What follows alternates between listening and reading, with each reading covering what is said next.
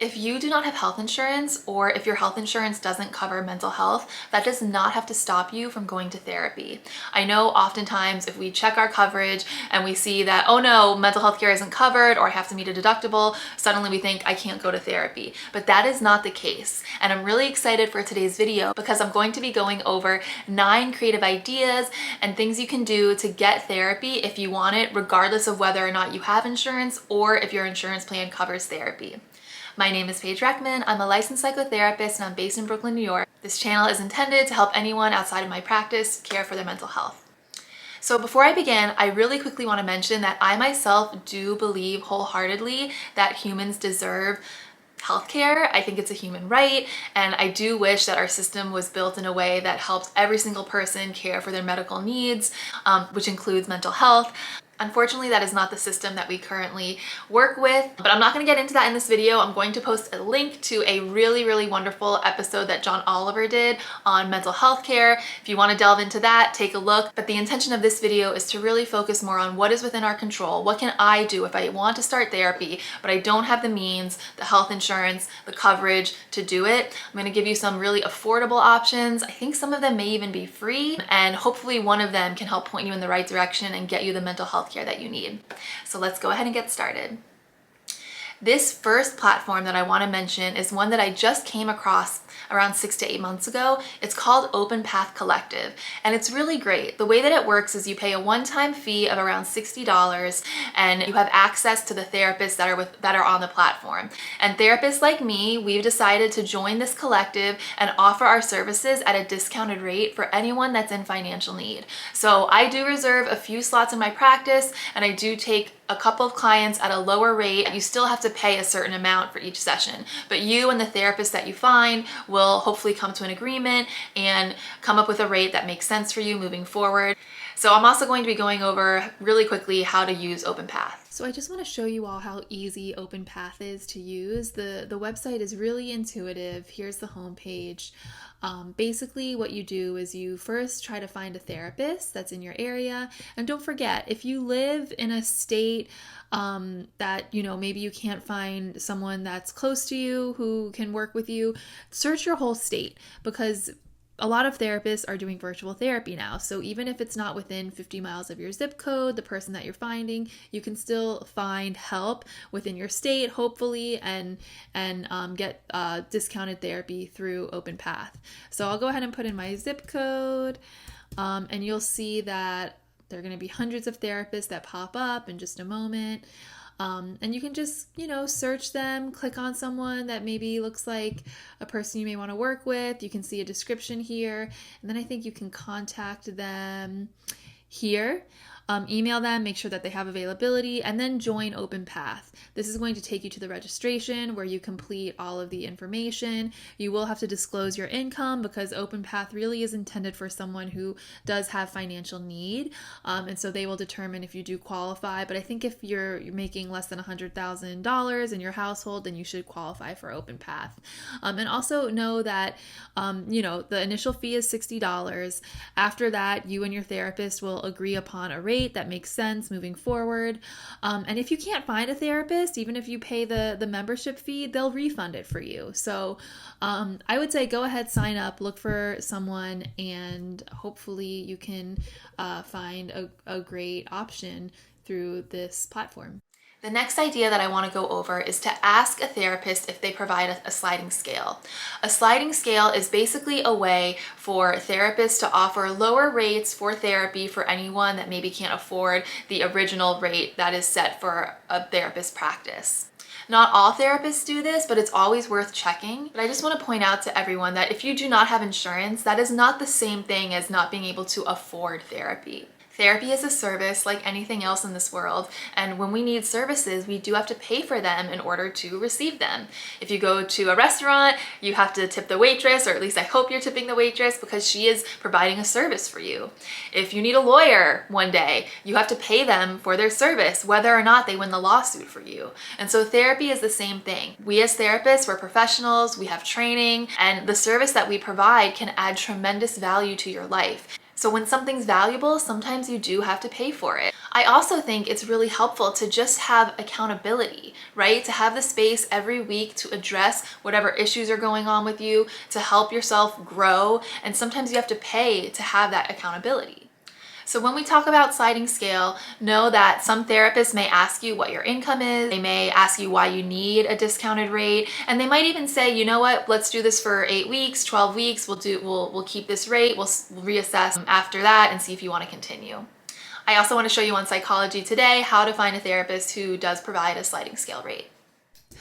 Okay, so here is the Psychology Today website, and a great way to find a sliding scale therapist is to, again, type in your zip code, and what you can do is come over here to price, and you click sliding scale, and then it will show you any therapist that does have a sliding scale offered, so you can get a rate that maybe makes more sense for you and your financial situation. You can also, as you see in this price area, search for different price ranges for therapy, but I do also just recommend clicking this sliding scale, maybe not touching this option so much, because then you can have a conversation with the therapist just to see what the options are, and take it from there. The next idea that I have for you is to contact a training institute or a program and see if they need volunteers for their trainees. So an example of this is in New York. There is an institute called the Manhattan Institute of Psychoanalysis, and I think every quarter they accept applicants for people that want discounted therapy.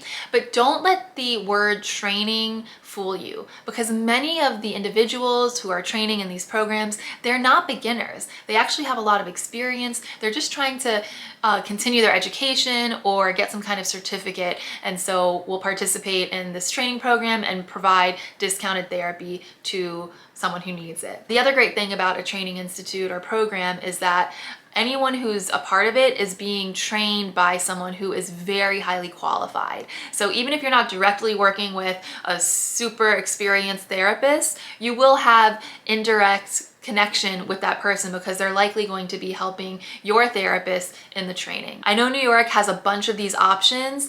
Your area may have something. You can also contact colleges, universities, and see if they have any openings for participants. You may have to do a little bit of legwork at the beginning, but if you can find something where you can get discounted or even free therapy through a training program, that could be a really, really great option. Okay, this next idea is probably my favorite of all of them. I don't know why I put it fourth, it just kind of landed in this position, but that is to try group therapy. So group therapy is really, really wonderful because oftentimes it is not nearly as expensive as a one-on-one session, but you get so much value from attending a group because you don't just work with one person, right? You're not just working with your therapist. You have, I don't know, 5 to 10 other people that can offer you feedback, share their own experiences that you can connect with, that's really going to help you with the healing process. And I know you're probably thinking opening up to one person is hard enough, but talking to 5 to 10 people, it's gonna feel impossible. And I get it. I know it might feel really, really scary at first, but it can be so, so powerful. The great thing about a group too is you can find a group for a specific need that you have. So if you're grieving someone, there are support groups specifically for grief. If you're experiencing some kind of body image issue, you can go to a group for that. There are also skills training groups. You can do a mindfulness group. You can do a stress management group. There are endless groups out there, and oftentimes therapists won't have to charge as much for the group because they can earn as much or more each hour by having multiple people participate. And here I'm going to go over how to find a group. So I want to show you all some options for how to find a support group or a therapy group for whatever it is that you're looking for. So I'm going to start with Psychology Today, and what you can do is come up here, instead of find a therapist, go ahead and click support groups. And then I would type in your city versus your zip code because you'll probably get a more expanded search option. There are just going to be more options in there for you. So I'm going to go ahead and type in Brooklyn, New York. So as you can see, there are lots of different groups here, a lot of different issues that people may want to work on. I can go ahead and click, let's see, this mindfulness group over here. So it meets every Friday at 10:30 a.m. It says here the session cost is $100, but you can always call this person and just clarify if that includes just one group or if it have a sliding scale. Let's see. I mean, there's so many. There's so many. I could look all day at all the different types of groups that exist. Regardless, there's plenty of options. What I also want you to do is you can Google these things. So let's say you want like an eating disorder support group, body image. We can go ahead and type that in, eating disorder support groups, Brooklyn, New York. And so many different things are popping up here. I think I clicked this one earlier. There's just like a list of a ton of different options, different locations. Actually, a lot of these are the same location, but here we go. Here's another one. And you just have to make some calls, send some emails. I know it can feel like a lot of work when you start out, but if you just give yourself 30 minutes, take 30 minutes, send some emails, see what options are out there, and hopefully you can find a support group that's at a reasonable price that you can afford and start therapy in that way. So this next idea is probably the most unique that I came up with, and it is to see if there are any clinical trials out there that you may qualify for. So I came up with this idea when I did a program. I did an MDMA assisted psychotherapy program, and we watched a lot of videos of participants who were participating in these clinical trials to see if MDMA could help people cope with PTSD and improve their symptoms. It was really interesting to watch because these people were, they had trauma and it was debilitating, and they were able to go into a space, take MDMA, get therapy, participate in this study, and many of them came out of it with reduced symptoms of their PTSD, which is pretty cool. So even if MDMA is not the kind of therapy you're interested in, you can go and find a ton of studies that are online and see if they make sense for you. You can find studies for anxiety, depression, and if you're wondering how to find those, I'm going to show you right now. So I wanted to show you all this website. It's clinicaltrials.gov, and basically this is a database that shows you what kind of clinical trials might be out there that can help you with whatever disorder or condition you are struggling with your mental health. So we can go ahead and type in anxiety because that is one that is probably very common, and I'm just going to go ahead and click this top one. Country, we'll do United States, and then here it's pulling up more specific location options. So I know I do a lot with New York because that's where I live, but let's go with Florida since that's where I'm from.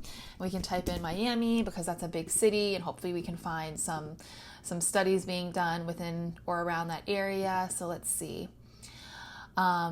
Okay, cool. And as you can see over here, we have the status of the studies. So some of them are already complete, so you can't necessarily participate in them, but a few of them are either recruiting or not yet recruiting. So we can go ahead and search by this filter of studies that are recruiting. And I do want to point out a lot of these studies are often testing different medications to treat the mental health disorders. So just be aware of that. If that's something that you're open to, go ahead and try it. But if you want to really focus more on a more therapeutic interventions that doesn't involve medication, you can probably find those here. And this one here looks really cool. A study comparing music therapy and cognitive behavioral therapy for anxiety and cancer survivors. So let's go ahead and click this. So obviously, if you are someone who has survived cancer, you could be eligible to participate in this. And it looks like they're going to be using music therapy and cognitive behavior therapy virtually to see if it reduces anxiety in people who have had cancer. So this study seems really, really interesting. Here are more details about what it might look like. You're going to have to do some digging to see if there's a study that's right for you out there. I would check often because there are always going to be studies and trials popping up that you might be able to qualify for. This next option is specifically for any Black women or girls, and it is called the Loveland Foundation. The Loveland Foundation is a nonprofit that provides financial assistance to Black women who want to heal through therapy. It is a wonderful organization that literally gives you funds to pay for your therapy. I first discovered this organization back in 2020 when the George Floyd rallies were going on, and according to their annual report in 2021, they were able to provide therapy vouchers for over 5,000 women. Isn't that incredible? I want to read their mission statement really quickly. The Loveland Foundation is committed to showing up for communities of color in unique and powerful ways, with a particular focus on Black women and girls. Our resources and initiatives are collaborative and they prioritize opportunity, access, validation, and healing. So if you are a Black woman or Black girl and you want to start therapy, I encourage you to apply to their program. Sometimes the sign-up form isn't open because they have too many applicants, but you can always check back, and I'm going to show you really quickly how to find it. Okay, so here is the website for the Loveland Foundation. As you can see, it's really, really intuitive. Right here on the front, it's therapy fund. So this is where you go if you want to try and get vouchers for any therapy sessions. It's really, really easy how to apply. You just click right here or sign up for support right here. And luckily right now, as I'm demonstrating this, the form is actually open. I have gone in the past and it's not. If you read closely, you can see here it says Loveland will provide 4 vouchers valued at a max amount of $120 per voucher. No matter which option you choose, you will receive support for the equivalent of 4 therapy sessions, maxing out at $120 per session. That's amazing. Participants can also be reimbursed directly for their session with proof of payment. So if you are a Black woman or girl, definitely apply. This will help you to pay for your sessions for therapy. And hopefully when you go to this website, the application will be open. But like I said, if it's not, just continue to check back. They do open it periodically. It looks like each quarter. So always worth looking. So this next option isn't technically therapy, but I want to bring it up because I still think that it can really help someone who is struggling. And that is to find a peer counseling support group. So in New York City, again, there's so many resources, and one of them that I came across is the Identity House. The Identity House is a community of volunteers who want to support members of the LGBTQIA+ community and provide peer counseling, support with coming out, any issues related to sexual orientation, gender identity, or gender expression. Even if you're having issues with your family or your relationships, if you are part of this community, you can go to them for support. And I think they have office hours every Tuesday or Thursday, something like that. You can look online. So if you do not live in New York City, there are still peer counseling groups that you can Google, and you can do just that. Google peer support group, your zip code, and do some digging, see what might be out there. This doesn't mean that you're going to be seeing a licensed therapist, but you will be seeing a person who is trained in some shape or form that has probably gone through whatever it is you're struggling with and can offer support as you're moving through your struggle. Okay. This next option is for anyone that does have health insurance, but maybe can't find anyone in network or is just having trouble finding a therapist that is covered with your insurance. And that is to call up your insurance company and ask for a gap exception.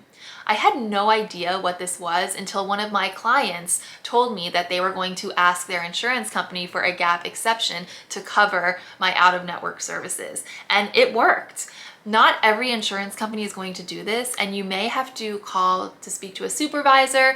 You may have to spend a lot of time on the phone to get an answer. But basically what you're going to tell your insurance company is that you've tried to find someone in network who is covered by your plan and you simply cannot find anyone, and you want to apply for a gap exception. Either they'll say no or they'll continue the process, and you may have to provide some codes and some other information. But hopefully if you do some of that legwork, you can finish up the process and get reimbursed for any sessions that you have out of network. Okay.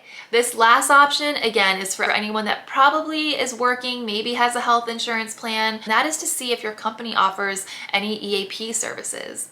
When I first moved to New York, I was making such little money. I could not afford therapy, and I could not find a therapist in my network at all. And so I turned to my EAP, and I was able to get, I think it's like 6 sessions free. And the woman that I worked with, Bethany, was such a savior. I am so, so grateful that she was there and I was able to see her during that time in my life, because moving to New York is really hard. But EAPs are usually free. It's usually some kind of program offered by your employment. So do some digging, contact HR, see if there's an EAP plan, see if therapy is within that EAP plan, and hopefully you can find someone to talk to. Thank you all so much for stopping by. I hope you found this video helpful. If you did, always remember to like it. You know what to do. Subscribe if you want more information on mental health, introspection, taking care of yourself, all that good stuff. And I hope that you have a really good day. Bye.